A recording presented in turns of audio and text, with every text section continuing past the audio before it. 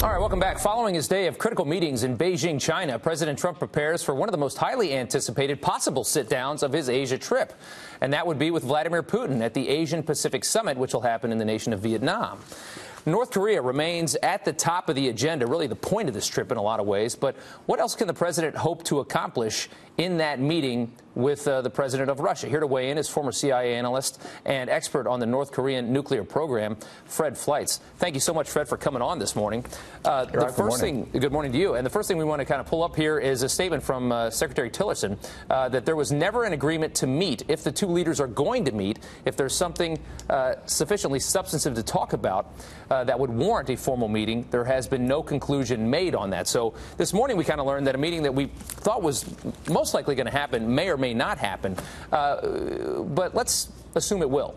What do you think will come from that? What's the big purpose on our end of meeting with Vladimir Putin?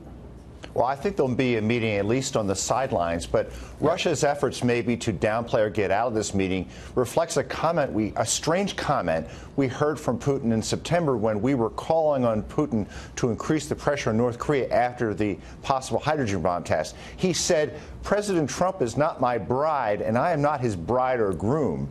Now, what that meant is Putin resents being pushed around by President Trump on North Korea, and he doesn't like the fact that the United States is trying to get its way by pushing a U.S.-led global order and by placing sanctions on nations to get its way. And I actually think that this resentment by Putin is a good thing. He realizes that President Trump is not a pushover. He certainly does, and I think that you believe that he will respect, somebody with a bit more fortitude than the previous administration, somebody like President Trump that doesn't like to get pushed around either. Am I crazy to think that Russia is not really the biggest way to stop North Korea from developing this weapon? It doesn't come. I mean, can Russia really prevent that? I figure it's more of China's problem, isn't it?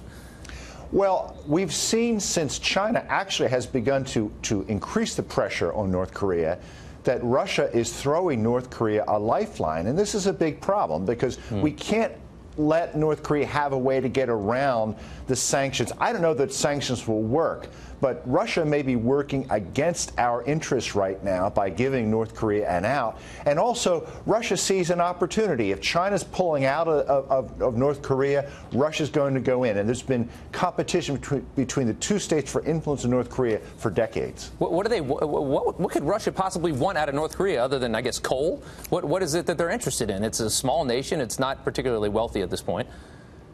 Well, it's a question of influence. If the Kim Jong-un government was to go away, Russia would lose a lot of influence in the region. And Russia does not like sanctions. It is under sanctions from the U.S. It doesn't like that. And frankly, I think they relate to the North Koreans because of our sanctions against North Korea.